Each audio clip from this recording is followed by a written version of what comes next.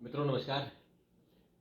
हमारे देश की जितनी बड़ी समस्या पर्यावरण से संबंधित है, उतनी ही बड़ी समस्या केंद्र सरकार के लोगों की जो रिटायर हो रहे हैं उनकी है कि उनको सम्मानजनक पेंशन मिले कि नहीं। क्योंकि पेंशन नहीं मिलेगी तो जो सामाजिक सुरक्षा है उसको लेकर बड़ी चिंता होती है। तो चूंकि चुनाव में बीजेपी हार गई है, बीजेपी की सीटें कम हुई है और इसलिए अब वो सोच रहे हैं कि जो नेशनल पेंशन स्कीम है, न्यू पेंशन स्कीम, उसमें सुधार किया जाए और केंद्र सरकार के, राज्य सरकार के कर्मचारियों की जो समस्या है उसको सॉल्व किया जाए। तो उसमें आगामी बजट में केंद्र सरकार यानी वित्त मंत्री निर्मला सीतारमण जो एनपीएस का स्कीम है उसको 50% की गारंटी करने वाली है। दरअसल ये मामला क्या है, इसको थोड़ा समझते हैं।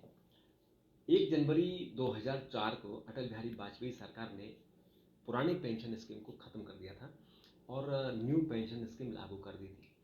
उसके कारण उसके कारण क्या हुआ था कि जो केंद्र सरकार के कर्मचारियों को आखिरी पेंशन का यानी जब वो रिटायर होते हैं तो उनको उस समय 50% राशि मिलती थी और वो राजकोष से मिलती थी, यानी उनके कोई हिस्सा नहीं जाता था। इससे सरकारी कर्मचारियों का जो बोझ था सरकार पर बहुत ज़्यादा था।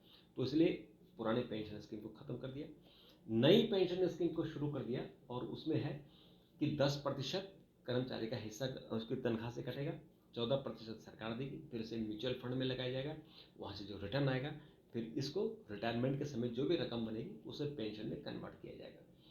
लेकिन ये रकम कम होती है और इसमें एक और प्रोविजन है कि 60% तक रिटायरमेंट के समय आप निकाल सकते हैं।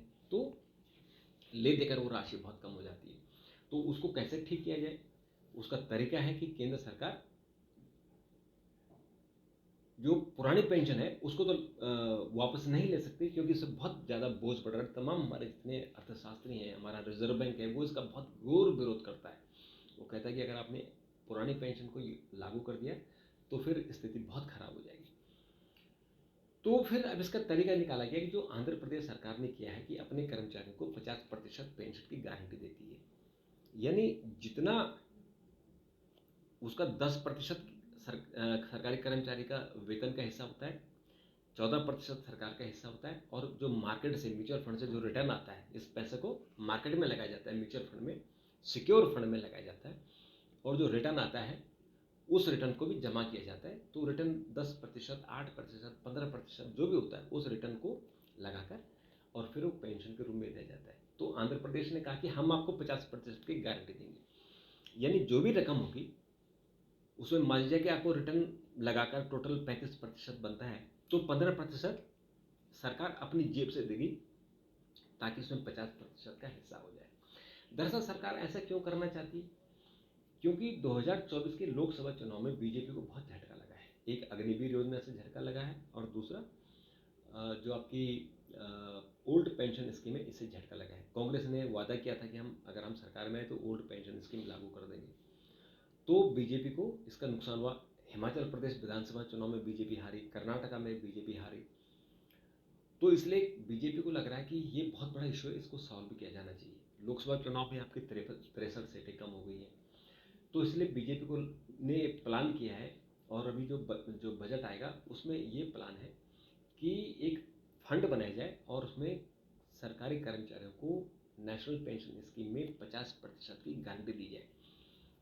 तो इसमें कर्मचारी का जो 10% वेतन करता है वो करता रहेगा, तो इसलिए सरकारी कर्मचारी का भी इससे हिस्सा हो गया, यानी उनकी जेब से कट रहा है 10%। और मान लीजिए म्यूचुअल फंड से 10-15% जो भी आ जाएगा वो आएगा, बाकी जो रकम होगी वो सरकार देगी।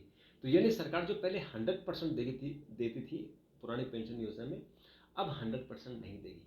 तो ये सरकार के लिए एक राहत की बात है कि हम 100% नहीं दे रहे हैं, कुछ तो कम दे रहे हैं, यानी 20%, 25-30% कम दे रहे हैं, तो इससे राहत मिलेगी।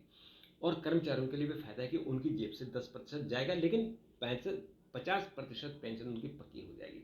तो ये कर्मचारी लगातार इसके लिए डिमांड कर रहे हैं, डेमोस्ट्रेशन कर रहे हैं, जगह जगह कोर्टों में भी गए हैं।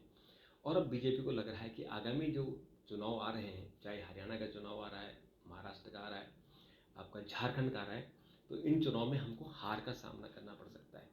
तो इसलिए इसमें जल्दी से जल्दी सुधार की जाए। तो 23 जुलाई को वित्त मंत्री बजट पेश करेंगी और उस बजट में न्यू पेंशन स्कीम में सुधार की घोषणा हो सकती है और फिर कर्मचारियों को खुशखबरी मिल सकती है। तो मित्रों, अगर इसमें कोई आपका सुझाव हो तो ज़रूर दीजिएगा, प्रतिक्रिया व्यक्त ज़रूर दीजिएगा। मैं आपकी प्रतिक्रिया का इंतज़ार करूँगा। तब तक के लिए नमस्कार, थैंक यू, धन्यवाद।